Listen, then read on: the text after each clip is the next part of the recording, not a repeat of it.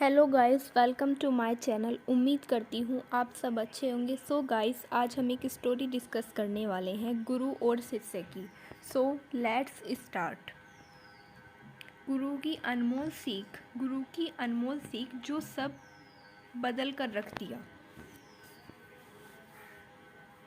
क्यों पढ़े? मैं कई बार कुछ काम बस ये सोच कर टाल देती हूँ कि जो है जैसा है चलने दो। मतलब आसान शब्दों में कहा जाए तो मेरे पापा अभी कमा रहे हैं, मैं आराम से दिन व्यतीत कर रही हूँ। दिन भर में कभी पढ़ा तो पढ़ा, नहीं तो बस समय पार हो रहा है।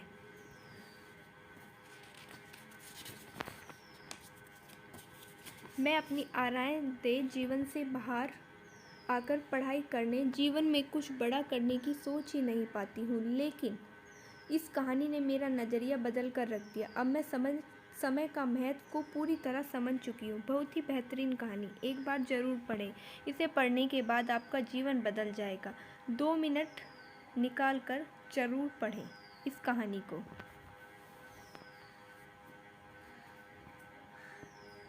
गुरु की अनमोल सीख। एक गुरु अपने शिष्य के साथ कहीं जा रहा था।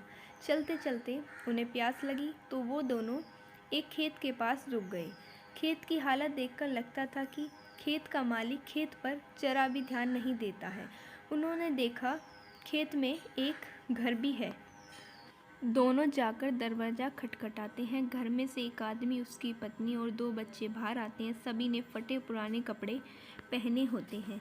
गुरु कहते हैं, क्या हमें पानी मिल सकता है? काफ़ी प्यास लगी हुई है। वो व्यक्ति उन्हें पानी लाकर देता है। फिर गुरु कहते हैं, आपका खेत इतना अच्छा है, लेकिन इसमें कोई भी फसल क्यों नहीं बोई गई? व्यक्ति कहता है, हमारे पास एक भैंस है जो काफ़ी दूध देती है, जिसे बेचकर और पीकर हमारा गुजारा हो जाता है, इसलिए बेवजह खेती क्यों शुरू करें?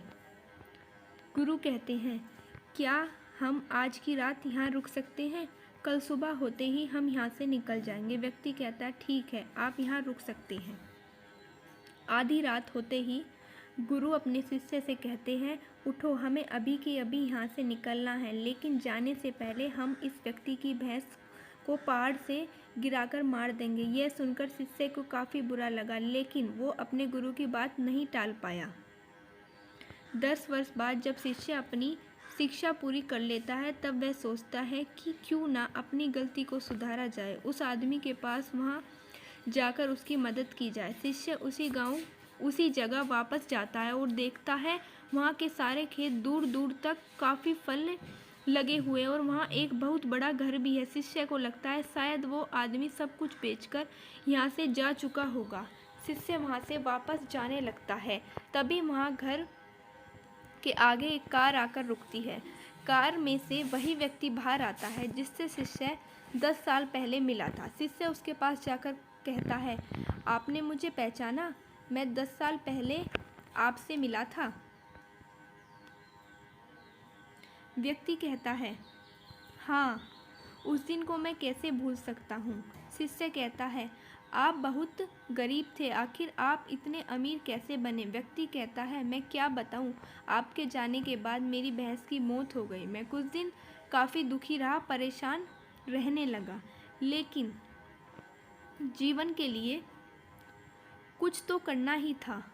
मैं लकड़ियाँ काट कर बेचने लगा, जिससे कुछ पैसे आए तो मैंने खेती की बुआई कर दी। फिर उससे और पैसे आए तो मैंने सारी जगह खरीद ली और फलों की बुआई कर दी, और आज मैं आसपास के इलाकों में फलों का सबसे बड़ा व्यापारी हूँ और मेरे पास लाखों रुपए हैं। अगर उस दिन भैंस की मौत नहीं होती तो आज मैं इतना सफल नहीं हुआ होता।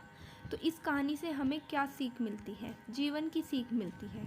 दोस्तों, इस कहानी से ये साफ पता चलता है कि जीवन में हर परेशानी आपके लिए एक बड़ा मौका लेकर आती है। अगर अभी आपके जीवन में परेशानी आई है तो यकीन मानो एक बहुत बड़ी सफलता भी अपने साथ लेकर आई है। यकीन मानिए, बुरे वक्त में आपने हिम्मत नहीं हारी तो आने वाले समय में आप बेहद सफल होने वाले हैं। आपको बस यह करना है। अभी आप अपने मन में सोचो कि आपको ज़िंदगी जीनी है या काटनी है। अपने सपनों के लिए मेहनत करना शुरू कर दीजिए आज से, अभी से। आपको जो काम करने से अभी फ़ायदा होगा उस काम को कॉपी में लिखें और पूरा करो। ये सबसे नहीं हो पाता। अगर कुछ करने की सोची है तो तब तक उसके पीछे लगे रहें जब तक कि वह काम हो नहीं जाता। इसके लिए धैर्य होना चाहिए। Thanks for watching. अगर आपको ये कहानी पसंद आई है और इस तरह की प्यारी प्यारी और भी कहानियाँ चाहते हैं तो मेरे चैनल को सब्सक्राइब कीजिए, वीडियो को लाइक कीजिए और कमेंट कीजिए।